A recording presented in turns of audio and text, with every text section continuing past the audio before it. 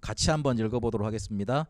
성령이 아시아에서 말씀을 전하지 못하게 하시거늘 그들이 부르기아와 갈라디아 땅으로 다녀가 무시아 앞에 이르러 비두니아로 가고자 애쓰되 예수의 영이 허락하지 아니하시는지라. 무시아를 지나 드로아로 내려갔는데 밤에 환상이 바울에게 보이니 마게도냐 사람 하나가 서서 그에게 청하여 이르되 마게도냐로 건너와서 우리를 도우라 하거늘 바울이 그 환상을 보았을 때 우리가 곧 마게도냐로 떠나기를 힘쓰니 이는 하나님이 저 사람들에게 복음을 전하라고 우리를 부르신 줄로 인정함이러라. 아멘. 길이 막힌 것은 전환점이라는 제목으로 우리 말씀을 오늘 확인하고 하나님이 주시는 답을 얻어야겠습니다. 저한테 심심치 않게 어떤 분들이 저랑 다락방을 하고 또 신방을 가고 상담을 하면 이렇게 질문해 왔습니다. 목사님 왜 맨날 반복해요? 똑같은 말을 계속하세요? 그리고 그게 도움이 돼요? 실제로 내가 그걸 계속 들으면 내가 정말로 바뀌는 거예요? 그렇게 물어보더라고요. 재벌집 막내 아들 순양 진양철 회장님의 버전으로 메시지 듣는 거 그게 돈이 되나? 그렇게 물어오더라고요. 실제로 그런 사람들이 많았어요. 목사님 제가 지금 힘들어 죽겠는데 어려워 죽겠는데 나 지금 일요일 날도 일하러 가야 되고 안 그러면 내 생계가 안 꾸려지는데 메시지만 듣고 있으면 가서 예배만 드리고 있으면 그게 돈이 돼요? 내가 돈 벌 수 있어요? 내가 성공할 수 있어요? 그렇게 물어보는 사람들이 많았습니다. 그래서 제가 이렇게 말을 해줬습니다. 당신이 잘 몰라서 그러는데 우리가 가지고 있는 영적인 문제가 생각보다 심각하다. 사람이 아주 착하게 살면 그 착하게 사는 거에 따라서 결과가 나타나야 되지 않냐. 잘 사는 걸로. 그런데 내가 보니까 이 세상에 착한 사람들은 거의 다 저주 재앙 속에 살고 있더라. 그래서 나는 그 이유를 잘 몰랐었다. 그런데 성경에 답이 있더라. 선악과 하나 따먹은 게 뭐가 그게 잘못됐냐고 물어볼지 모르겠는데 그래 그게 엄청나게 잘못된 거다. 왜냐하면 우리를 뭔가 이렇게 하나님 편에서 완전히 돌아서게 만들었고 그리고 사단의 종 되도록 만들어버렸다. 눈에 보이면 참 좋은데 눈에 보이지 않다. 그래서 그걸 보고 우리 영적으로 문제가 왔기 때문에 영적인 문제라 그런다.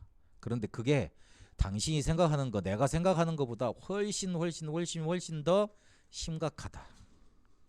그리고 내가 메시지를 듣고 예배를 계속 드리면 한 번 드리고 두 번 드리고 세 번 드리고 네 번 드리고 계속 드리다 보면 어떻게 되냐면 내 영적인 세계가 바뀌게 돼 있다. 만약에 영적인 세계가 안 바뀌면 내 원래 운명 따라 원래 우리 집안 우리 가문 운명 따라 가게 돼 있다.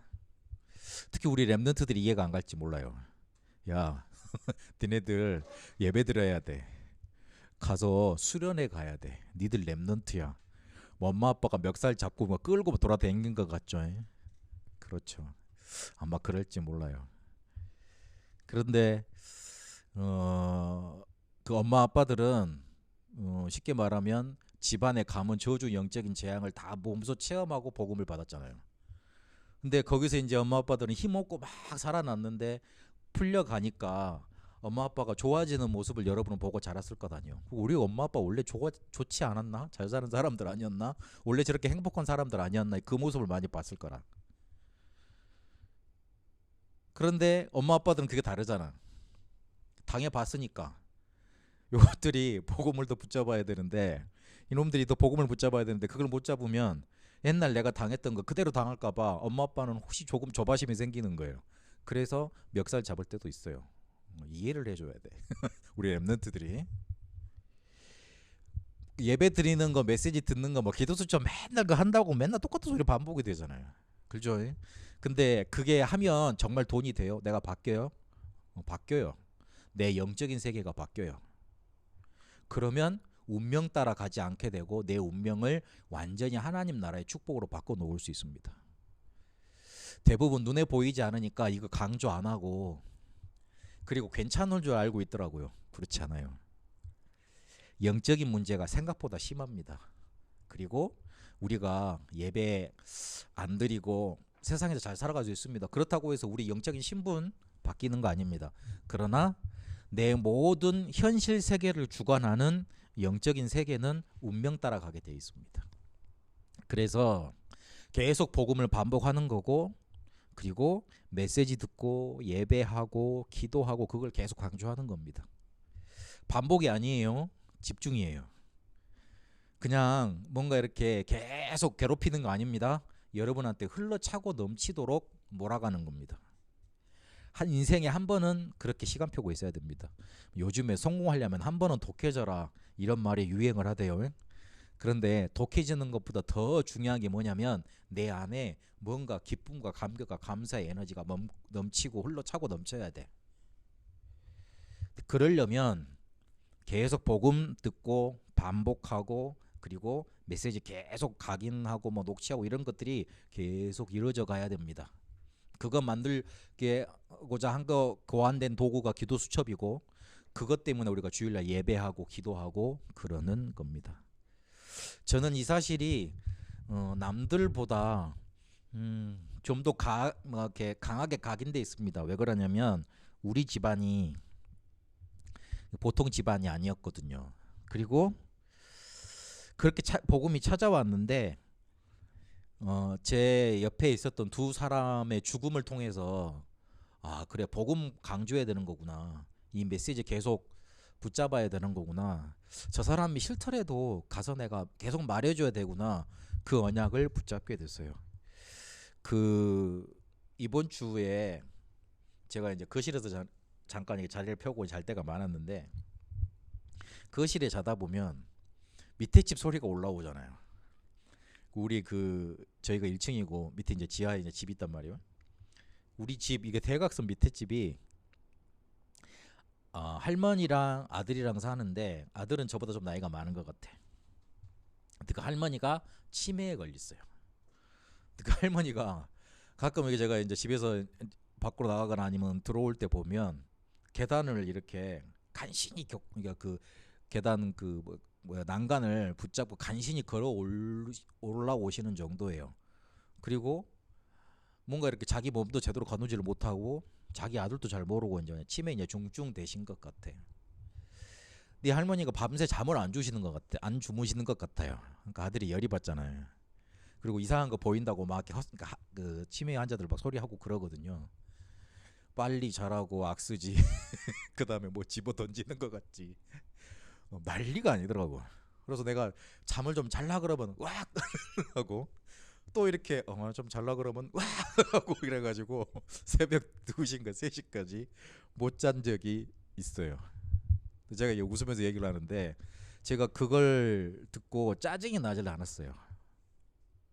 그 소리를 듣고 잠이 못 자면 짜증이 날 거 아니에요. 근데 이번엔 짜증이 나질 않았어요. 무슨 생각이 들었냐면, 우리 집이 옛날에 저랬지. 딱 그 생각을 하나님이 하게 하시더라고요. 그래, 우리 집이 예전에 저랬지.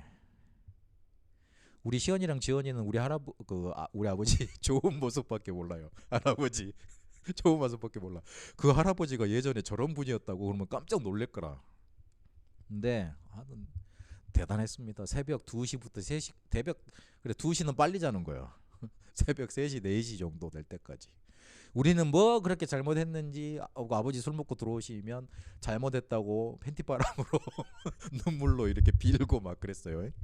어릴 때 사진 보면 저랑 제 동생이랑 눈물 흘리고 이렇게 눈물 이렇게 자국이 있는 거 있잖아요.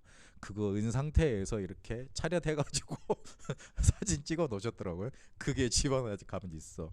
어디 숨겨놨는지 모르겠는데 우리 집안이 그랬어요. 그리고 어머니가 너무 답답하시니까 저희 이제 그 시골집을 팔고 아파트로 이사를 갔네, 시내로. 그랬는데 그 집이 이제 니은자 아파트였거든요.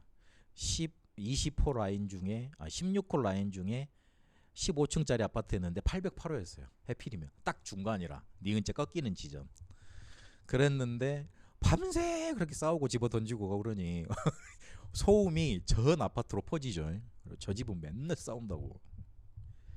아들들만 좀 괜찮지 아빠는 저렇다고 막 저래서 어떻게 사냐고. 해필이면 저희 바로 앞집에 저희 고등학교 선생님하고 제 친구가 살고 있었어요. 제 동창이. 얼마나 부끄러운지 새벽 그렇게 살았어요. 2시 3시쯤 되면 아버지 그 하는 게 너무 힘들어가지고 막 손 빡 무리치고 이렇게 막 계단 타고 올라가가지고 그 엘리베이터 그 끝층 있지 않습니까? 거기에 보면은 수리하는 공간이 있거든요. 거기에다가 보일러 이렇게 감싸는 관 그거 이렇게 스티로폼 박스 밖에다 이제 밑에다 깔아놓고 거기서 막 자고 그러고 내려오고 그렇게 했습니다. 얼마나 어머니가 막 이렇게 가족 폭력을 많이 당하시든지 그 내가 정말로 커서 막 일 치르겠다 이 마음 뭐 그런 분노 막 이렇게 뭔가 화 가득 찬 그런 사람이었어요. 그런데 제가 복음 받고 우리 집안을 보니까 완전히 어머님 가문 아버님 가문 둘 다 우상숭배 집안이더라고. 우상숭배 완전히 많이 했던 집안 두 끼리 만나놨으니 당연히 그럴 수밖에 없죠. 싸울 수밖에 없죠. 그래서 지옥 같았어요. 솔직히 우리 집안. 그런데 그런 나한테 누가 찾아와서 복음을 전해주더라고. 네, 아직도 기억이 난다니까. 나는 우리 집안이 그렇게 지옥같이 사는 거 내 잘못인 줄 알았어요. 내가 잘못하면 하나님이 그거 벌하려고 우리 아버지를 도구로 쓰시는 줄 알았어. 그래서 내한테 하나님은 늘 나를 벌주는 하나님이었어요. 늘 나를 뭔가 시험에 빠지게 만들고 나를 실패시키는 건 하나님이었다니까. 그러니까 무서운 하나님이었어요. 내 잘못이 그렇게 큰 줄 알았어요. 그런데요, 성경을 제대로 보니까 요한일서 3장 8절에 보니까 하나님의 아들이 나타나신 것은 마귀의 일을 멸하라 하심이라 그렇게 되어 있더라고요. 마귀의 일이 뭐예요? 창세기 3장 6장 11장 아닙니까? 나 자신으로 몰아세워서 자꾸만 귀신 들리게 만들고 귀신의 일을 하게 만들고 그리고 결국 하나님을 대적하게 만들잖아. 하나님 떠나게 만드는 거잖아요. 거기에 내가 딱 사로잡혀 있더라고요. 나 이 말 들었을 때 처음에 충격받았다니까요. 나는 하나님의 일을 열심히 한다 그랬는데 내가 알고 보니까 마귀의 일을 하고 있고 마귀의 일 속에 갇혀 있어. 그러니 당연히 멸망할 수밖에 없지. 그런데 복음 하나 붙잡았는데 출애굽기 3장 18절에 가서 희생제사 피제사 드리러 가라 그러잖아요. 끝났어요. 복음 붙잡은 순간. 여기서 다 간증할 수 없지만 복음 붙잡고 이 그리스도가 내게 정말로 주인 되시는 그 순간, 정말로 이 권세가 사용되는 순간 우리 집안의 저주 재앙이 떠나가더라고요. 요한복음 1장 12절에 그렇게 저는 하나님을 만나게 됐고 복음이 제게 찾아왔어요. 그래서 저는 우리 렘넌트들 만날 때마다 그렇게 기도합니다. 하나님, 30년 전에 저한테 찾아오셨던 그 하나님, 그 복음 우리 렘넌트들에게도 찾아가게 하옵소서. 그들도 만나게 하옵소서. 그들도 만나 주옵소서. 그래서 저는 복음 얘기하고 이 영적인 문제 얘기하고 현장 가서 전도하면 마음이 좀 다릅니다. 왜냐면 내 삶이 지옥 같았으니까. 누가 이렇게 니 그 다락방 메시지 아직도 듣냐 그러더라고요. 그래서 내 속으로 야 니는 참 편하게 살아왔는갑다. 나는 그렇지 않았다. 하나님이 내 인생을 그렇게 편하게 살도록 그렇지 않았다. 교역자 돼서도 솔직히 힘들었다. 그래서 나는 메시지 안 듣고 복음 안 듣고 이 복음이 내게 집중되지 않으면 살 수가 없었다. 내가 지금이나 조금 예배가 편안하게 드려지지 그렇지 않을 때가 많았다. 늘 불안하고 힘들고 염려스럽고 늘 마음속에 갈등이 생기고 힘들었다. 내 마음속에 파도가 풍랑이 늘 넘쳐났다. 그런데 복음 내게 강조되는 순간, 복음이 내게 찾아와서 내 것 돼서 내가 집중되는 순간 그게 사라지기 시작하더라. 다락방을 해야 된다 말아야 된다 그 수준 차원이 아니다. 나는 복음 아니면 못 살겠다. 나는 예배 안 드리고 그리고 솔직히 내가 성경 지식을 많이 알아서 전달할 그럴 마음은 없다. 내가 목사가 됐어도 나는 복음 전달자로 그 증인으로 날마다 성도들 앞에 서고 렘넌트 앞에 서고 싶다. 그랬어요. 그러다가 내 가장 아꼈던 제자하고 그리고 제 친구처럼 지냈던 제 그 형님이 돌아가셨어요. 한 그 아꼈던 제자는 장로님 딸이었어요. 근데 그 장로님 되시기 전에 장로님의 뭐냐 그 제자의 할머니죠. 할머니가 무당이셨어요. 그걸 그만두고 예수 믿은 거예요. 근데 복음 완전치 않으니까 그 집안에 저주 막 일어나잖아요. 그걸 몸으로 누가 겪었냐면 걔가 겪은 거야. 그래가지고 어느 순간 복음 잘 전하고 있다가 고등학교를 이렇게 쉽게 말하면 미끄러져 버린 거야. 그래가지고 다 잘 되는데 공부가 잘 안 돼. 거기서 낙심돼가지고 방황을 하기 시작하더라고요. 어느 순간에 보니까 다락방에도 안 오고 메시지 잘 안 듣고 그래. 그러다 보니까 어느 순간 그 폭주족 있잖아요. 그거 이렇게 같이 따라다니고 그러다가 이 남자친구 오토바이 뒤에 타고 가다가 급정거를 했어요. 남자친구는 앞으로 떨어졌는데 괜찮고 걔는 뒤로 날아갔단 말이에요. 그래가지고 보도블록에 머리가 다쳐가지고 식물인간으로 있다가 하나님께 부름을 받았어요. 그리고 제 친구였던 거 친하게 지냈던 목사님도 그 집안에 자살자가 많았어요. 내가 우스갯소리로 형 조심해 형도 그대로 간다 우스갯소리로 맨날 그랬었거든요. 근데 몇 년 전에 그냥 그렇게 스스로 목숨을 달리했어요. 근데 두 사람을 보면서 좀 충격이 많이 됐습니다. 복음 정말로 좋고 같이 전하고 그 다음에 이것 때문에 막 세계복음 하자고 막 이렇게 막 으쌰으쌰 하고 지냈던 사람들인데 결국은요 운명대로 가더라고요. 결국은 운명대로 가더라고. 결국 집안의 영적인 문제 넘어서질 못하더라고. 올해 우리에게 주신 주제가 25시 응답입니다. 그 보통 응답이 아닙니다.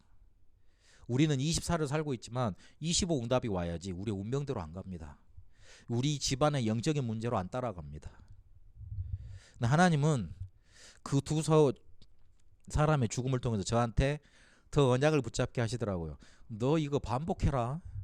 그래야지만 그들을 해방시켜 줄 수 있다. 반복해서 그 사람들을 충만하게 해줘라. 복음으로 충만하게 해줘라. 그래야지만 실제로 그들이 가지고 있는 영적인 문제에서 해방되고 그리고 어느 순간 다가오는 그 가문 집안의 영적인 문제에서 해방받게 된다. 그거 알려주시더라고요. 이렇게 말하면 신학자들이 성경 공부를 많이 하신 분들이 저한테 막 그러더라고. 우리 막 그렇게 공격해 오더라고요. 성경에 영적인 저주 재앙이 어딨냐. 막 그렇습니다. 막 없을지는 모르겠습니다. 그러나 우리가 살고 있는 우리나라에서는 적용이 되더라고요. 우리나라에서는 적용이 되더라고요. 아버지가 살았던 대로 아들 그렇게 살아가. 딸, 엄마 절대 그렇게 안 살겠다고 고집하는 그 딸 처녀들 있잖아요. 결혼하고 조금 나이 들다 보면 그대로 따라가. 우리나라는요 미안하지만 기독교 국가가 아닙니다. 무당 국가입니다. 정치 경제인들 돈 벌려고 자기들 권력 유지하려고 다들 무당에 줄 섭니다. 그 무당들 한번 찾아가서 전도 한번 해보세요. 뭐라고 그러는가. 나 예전에 교회 다녀봤다 그래요. 80~90%가 그럽니다. 뭐라 그런 줄 압니까? 나 예전에 신병 들렸을 때 목사님 찾아갔는데 다 우습게 알더라. 에이 뭐 귀신이 어디 있어. 그렇게 말하는 목사들이 많더라. 내가 당신을 그때 만났으면 그렇게 안 될 건데. 많아요. 전도 현장 한 번도 안 가봐놓고 그리고 무당한테 한 번도 가서 복음 얘기 안 해놓고 그 더 기가 찬 사실은 목사들이 땅을 살라고 개척을 하려고 무당한테 가서 점을 친다네. 나 진짜 기가 차서 그렇게는 가면서 전도 한 번도 안 해. 전도 하다 보면 이 사람들 속마음 나오거든요. 예수 믿게 하는 목적이 아니라 복음 전해보면 빛이 비치기 때문에 그 사람들 속마음이 나와요. 나한테 속마음 털어놓는 문항들이 많았어요. 내가 이야기만 해도 흥분이 된다니까. 그 왜 복음 강조하냐? 그러면 저는 정말로 답답한 게 많은데 하나님이 저한테 준 사명이에요. 아니요, 지금은 복음 강조해야 돼요. 여러 성경 지식을 많이 알아서 우리 영적인 문제를 해결받는 시대가 아니에요. 많이 알면 좋은 것 같지만 더 마음 갈급해져요. 성경 지식을 많이 알면 그게 우리를 살려줄 수 있을 것 같지만 그렇지 않아요. 복음 제대로 알고 복음 중심으로 한 말씀에 집중돼야 됩니다. 그래야지만 영적인 문제를 벗어나게 돼 있고 영적 세계가 만들어지고 그리고 그 운명 따라 가지 않게 됩니다. 목사님 저는요 메시지 들어봐도 별거 없던데요. 별거 없는 게 아닙니다. 잘 생각해 보세요. 그렇게만 안 되고 그냥 근근히 살아가만 해도 큰 기적이에요. 왜 사람들이 그걸 근근히 살아가는 걸 날마다 이렇게 그냥 아이고 오늘 하루 잘 살았다 이거를 기적으로 모르는지 모르겠어. 우리는 내일 눈 뜨면 담대하게 잘 살아 있을 것 같죠. 내가 아직 30 안 됐지. 잘 살아 수 있을 것 같지. 조심해라. 조심해라. 눈 떴는데 어떻게 될지 모르는 게 우리 인생이잖아요. 대부분 사람들이 뭐 큰 역사 안 일어난다고 낙심하고 그러는데 그러지 마세요. 그냥 근근히 살아가고 있는 것 자체가 큰 기적이에요. 내가 복음 붙잡고 이 복음에 감사하고 예배 드릴 수 있는 자리에 나올 수 있다는 것 자체가 큰 기적이에요. 그거 붙잡으세요. 안 그러면 시작이 안 된다니까요. 자꾸만 옛날로 돌아갑니다. 그래서 똑같은 말 반복이 아니고 충만이다. 집중이다. 이래야지만 뭐가 보이느냐. 충만해져야지만 그렇게 복음으로 반복돼야지만 뭐가 보이느냐. 언약의 여정 CVDIP가 보입니다. 아니 왜 언약의 여정을 어떻게 찾아요 굴던데 아유 간단해요. 복음 충만해져 있으면 언약의 여정이 보여. 하나님이 나를 통해 나에게 주신 복음이 역사하는 게 보이게 돼 있어요. 아니 내가 1부 때 이 말씀 들었는데 또 2부 때도 이 말씀이 부딪혀와. 또 구역 공과에도 이 말씀이 부딪혀와. 핵심 들었는데 또 부딪혀와. 그랬는데 가서 무슨 사건을 만났는데 그게 말씀이 기억나. 그래서 화를 내려고 하다가 기도가 돼. 그게 언약의 여정을 가고 있는 거예요. 그게 보이는 거예요. 이러면요 그 다음에 무슨 단계가 오냐면 All CVDIP 모든 것이 언약의 여정으로 보입니다. 대부분 사람들이 뭔가 막히면 사단의 역사가 그러던데 맞습니다. 그러나 하나님의 계획하심은 없습니까? 칼빈이 그랬습니다. 어떤 한 사건을 볼 때 사단의 역사도 있지만 하나님의 역사도 있다. 이게 동전의 양면과 같다. 한순간에 한 사건에 같이 일어나는 거예요. 같이 있어요. 같이 봐야 돼요. 모든 것이 언약의 여정으로 봐지는 거예요. 이러면 그 뒤에 어떤 단계가 오냐면 나한테 어떤 문제가 오죠. 그러면 그거를 언약의 여정으로 바꿀 수 있는 힘이 생깁니다. 내가 복음으로 충만해지면 언약의 여정이 보입니다. 그 뒤에는 모든 내게 다가오는 문제들이 언약의 여정으로 해석이 됩니다. 그 뒤에는 어떤 단계가 오느냐? 모든 것을 언약의 여정으로 바꿀 수 있는 힘이 생깁니다. 그게 All Change CVDIP입니다. 하나님의 절대 주권이 그때부터 인정이 되고 이런 사실로 내게 응답이 넘쳐나야지 하나님의 절대 주권이 인정이 될 거 아닙니까? 그때부터 뭐가 보이냐면 인생 전환점이 보이기 시작합니다. 이 말은 우리가 많이 들었잖아요. 감옥으로 가고 죽음의 위기가 오고 뭐 사형을 당하게 되고 뭐 이단 뭐 억울한 누명을 쓰면 그래 사람들이 보통 메시지를 들었으니까 말을 해주잖아요. 인생 전환점이야. 하나님의 계획이 있어. 말은 쉽지. 그런데 말은 쉬운데 그렇게 안 믿어지는데 그러면 그거는 내 말이 안 되는 거고 내 응답이 안 되는 거예요. 딱 언약의 여정 복음으로 충만해져서 언약의 여정이 딱 보이고 하나님의 절대 주권이 믿어지는 그 믿음 속에 들어갈 때 그때 나오는 진짜 응답과 결단이 뭐냐면 이게 인생 전환점이구나. 그게 딱 보이게 돼 있어요. 안 그러면 남의 말이라. 안 그러면 그냥 유광석 목사님 메시지라. 좋은 메시지라. 그 말이 요 메시지가 내게 실제로 성취가 되려면 앞에 서론으로 가세요. 영적으로 충만해져야 돼요. 복음으로 충만해지고 집중되어져야 돼요. 그런 다음에 뭔가 이렇게 언약의 여정이 보이는 단계로 들어서면 그때 문제가 당하죠. 위기가 닥쳐오죠. 인생 전환점으로 자연스럽게 보이고 언약이 붙잡혀지게 돼 있습니다. 하나님은 그걸 원하십니다. 하나님은 그렇게 축복하시려고 합니다. 여기서 한 가지 더 생각해야 될 것. 만약에 렘넌트 7명이 이런 감옥과 죽음과 위기, 사형, 이단 이런 어려움들을 겪지 않았다라면 어떻게 됩니까? 그 뒤에 일어났던 세계를 살리는 응답은 나눴을 거 아닙니까?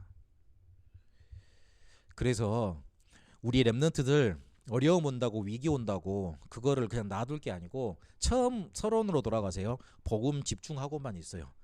그러면 인생 전환점으로 바꾸시는 일은 하나님이 하십니다. 렘넌트 7명이 복음 집중하고 영적인 세계만 먼저 만들었어요. 그러니까 하나님이 모든 그 렘넌트 7명의 여정들을 언약의 여정으로 바꾸시고 실제로 살려내는 응답을 주십니다. 이 겪지 않으면 그냥 의미 없는 인생 됩니다. 그렇게 살지 마세요. 오늘 사도행전 16장에 보니까 인생의 전환점을 보게 됩니다. 길이 막혔잖아요. 저번 주에 그 바로하고 바나바하고 실컷 싸웠네. 그래 놓고 바나바 당신하고 안 가. 나는 신라하고 갈 거야. 그래가지고 원래 갔던 대로 가기로 했던 대로 안 가고 다른 길로 이렇게 아시아로 이렇게 길을 접해서 갑니다.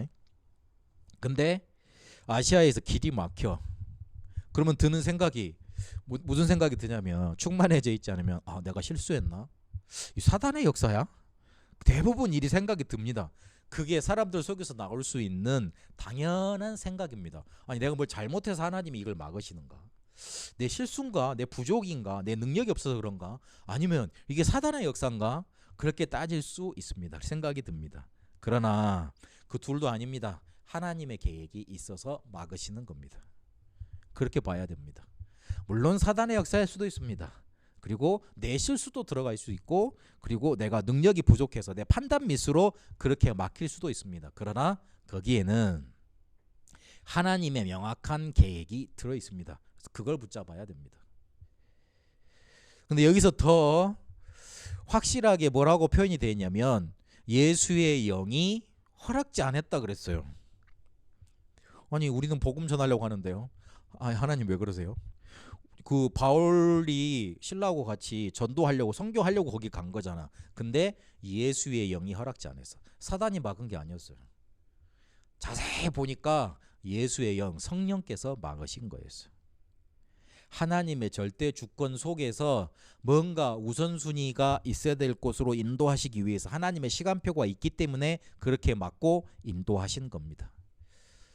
렘넌트들 우리 성도님들은 그래서 낙심할 필요 없습니다. 낙심할 이유가 없어요. 필요가 없는 게 아니고 이유가 없어요. 낙심하면 안 된다가 아니고 이유가 없다니까. 왜냐하면 막힌 건 하나님의 또 다른 계획이기 때문에 그래요. 그것도 더 좋은 것 주시려는 계획.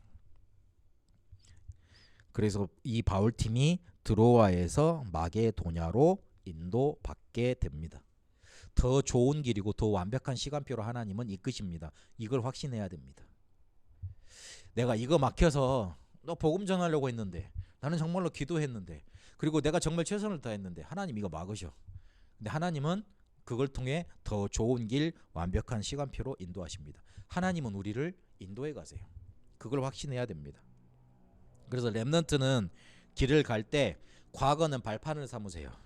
왜냐하면 과거를 발판으로 삼지 않으면 상처가 됩니다.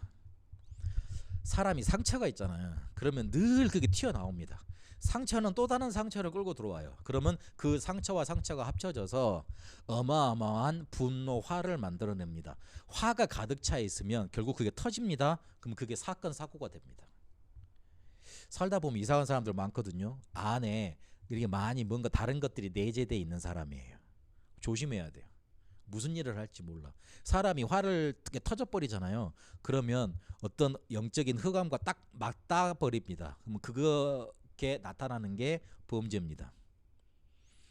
범죄자들 기분 좋아서 이렇게 살인하거나 범죄 치는 사람 없습니다. 잡힌 거예요.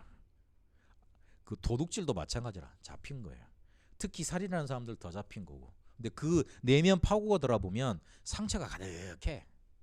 그래서 렘넌트는 길을 갈 때 무슨 문제가 생길 때 과거는 꼭 발판으로 삼아라. 그리고 오늘은 뭔가 하나님이 바꾸시려는 그래 지금까지 계속 살아간다고 생각을 해보세요. 지금까지 왔던 길로 계속 살아간다고 생각을 해보세요. 그럼 성공하겠어요? 뭔가 전환점이 있어야 될 거 아니에요? 하나님은 그렇게 만들어 가십니다. 이러면 하나님이 나를 이끄시는 흐름이 보여요. 오늘에서 찾을 건 오늘을 내가 살아가면서 찾을 건 그거예요. 하나님이 나를 이끌어 가시는 흐름. 이러면 미래는 세계복음을 향해서 도전할 수 있는 힘이 우리에게 생기고 나타나게 되어 있습니다. 하나님은 결국은 우리에게 25라는 응답을 주시려고 합니다. 그래서 믿고 그거를 말씀으로 확인하고 그렇게 확인되어진 것 가지고 확신해야 돼요. 그래야지만 오늘 바울이 기도하다가 길 막혔는데 거기서 포기하고 낙심한 게 아니고 계속 기도했잖아요. 그러니 환상 중에 뭐가 보이느냐? 마게도냐 사람 하나가 서서 이렇게 손짓하는 거, 그거 하나님의 사인으로 딱 붙잡혀지지 않습니까? 뭔가 보인 거예요. 하나님은 그런 응답, 25의 응답을 예비해 놓으셨습니다. 절대 문제가 막힌다고 안 된다고 거기서 앉을 게 아니고, 안 된다고 포기하고 낙심하고 속을 게 아니고, 하나님의 계획을 붙잡고 더 집중 속으로, 더 충만 속으로 들어가야 됩니다. 그러면 하나님이 이끌어 가십니다. 표현이 어떨지 모르겠는데 성령 인도 받는다는 표현보다는 좀 더 강하게 표현을 해서 하나님이 우리 멱살을 붙잡고 끌고 가신다고 봐야 돼. 안 갈라 그러잖아 자꾸. 자꾸 그러잖아. 예전에 우리 애들 좋은데 데리고 올라 그러는데 안 가. 그래서 막 옆에서 막 승질내고 가자. 이거 막 쫙 이러고 가자. 그래 나중에 먹다 보면 맛있네 이러고 같이 좋아서 오고. 부모들은 그걸 아는데 처음 당하면 잘 모를 수 있잖아요. 그래서 성령 인도라는 말은 하나님 우리 멱살을 딱 붙잡고, 아니면 뒤에서 등을 탁 때리면서 가 임마 이런 거 똑같은 거예요. 그렇게 보셔야 돼. 결론을 세 가지로 맺겠는데, 이번 주간에 우리 청소년 수련회 있었거든요. 1, 2, 3강을 가지고 결론을 맺겠습니다. 전환점을 가려면 요 세 가지를 딱 붙잡고 있어야 됩니다. 내 상태를 영적인 서밋 상태로 계속 만들어 가세요. 서밋 상태로 만드는 방법은 쉽다 그랬습니다. 사탄과 현실과 나 자신에 속지만 않으면 돼요. 속지만 않으면 돼. 쉽게 말해서. 속을 일이 많거든. 속으니까 낙심하지. 낙심되니까 화도 나지. 주저앉지. 그래서 내 상태를 영적인 서밋 상태로 만들어라. 두 번째, 우리는 대부분 뭔가 행동 이런 것들을 실천을 많이 하려고 그러는데, 그거 이전에 영적인 그릇부터 준비해라. 이러면 사단이 무릎 꿇려지게 돼 있다. 그리고 혹시나 이렇게 사람을 용서해야 될 일이 있으면 용서해라. 사단을 뭔가 이렇게 쉽게 말하면 사단을 충동질하지 않기 위해서, 사단의 역사를 더 드러나지 않게 하기 위해서. 나쁜 일 하는 사람들이 많은데 목사님 그건 어떻게 해야 돼요? 용서해야 돼요? 정부가 나쁜데 그리고 많은 나쁜 교육들을 강조하는데 바울은 그렇게 말을 했습니다. 악한 자 위에 우리가 용서하고 기도하는 거는 악한 자 위에 숯불을 놓는 거다 그랬어요. 머리 위에다가 숯불을 놓으면 어떻게 돼요? 그 사람 불로 타 죽겠죠. 그렇죠. 로마서에 그렇게 돼 있어요. 사람을 용서하는 건 내가 사는 길이에요. 내가 사는 길이에요. 사단이 절대 여러분을 공격할 수 없는 길입니다. 그래서 영 이해 안 가는 사람이 일단 용서부터 해야 돼요. 이해부터 해야 돼요. 그래야지만 그 뒤에 사단이 역사를 못합니다. 사단이 여러분 시험 들라고 막 악한 사람 옆에 붙여줬다가도 여러분한테 이상한 사람 붙여주면 다 용서를 해. 그래가지고 그러면 사단이 그때부터 이제 머리를 극적이 시작하죠. 자, 왜 저러지? 내가 공격했던 사람들하고 패턴이 이상하게 다 패턴이 다르네. 응답 패턴이 다르네. 쟤는 안 되겠다. 도망가게 만들어야 돼요. 그게 하나님이 원하시는 영적인 그릇입니다. 그리고 영적인 힘부터 채워야 됩니다. 싸우지 않고 이기는 힘, 그거 위해서 조금만 하루에 계속 기도하면 돼요. 그러면 그게 쌓여서 큰 힘이 됩니다. 운동 잘하는 사람들 보면 운동을 매일 쉬지 않아요. 근데 그게 나중에 큰 경기나 뭔가 일을 할 때 보면 큰 힘이 됩니다. 그래서 조금만 기도하고 나가면 된다. 길이 막힌 것은 전환점이라고 오늘 말씀을 주십니다. 우리가 복음으로 충만해져 있으면 보이게 돼 있습니다. 그러면 그 보이는 중에 뭔가 길이 막힌 거가 나온다. 그러면 전환점으로 우리에게 응답이 오는 겁니다. 복음으로 충만해 있지도 않아. 메시지는 잘 안 들어. 그랬는데 나한테 문제가 왔다고. 그래, 길이 전환점, 그 막힌 건 전환점이라고 목사님 말씀하셨지. 아멘. 그래도 응답이 와요. 그래도 응답이 와요. 그런데 더 좋은 방법은 뭐냐면, 내가 복음으로 충만해져 있어. 그런데 일이 막혔어. 근데 그게 별로 상관이 없어. 왜냐하면 하나님이 전환점으로 이끄실 게 확신이 되니까. 이런 의미로서 길이 막힌 것은 전환점이라는 메시지입니다. 뉘앙스가 좀 다릅니다. 이해됐는지 모르겠는데 이해되셨죠? 그렇게 이해하셔야 됩니다. 그래서 여러분에게 25 응답 주시려는 하나님의 역사가 성취되길 바랍니다. 살아계신 하나님 감사합니다.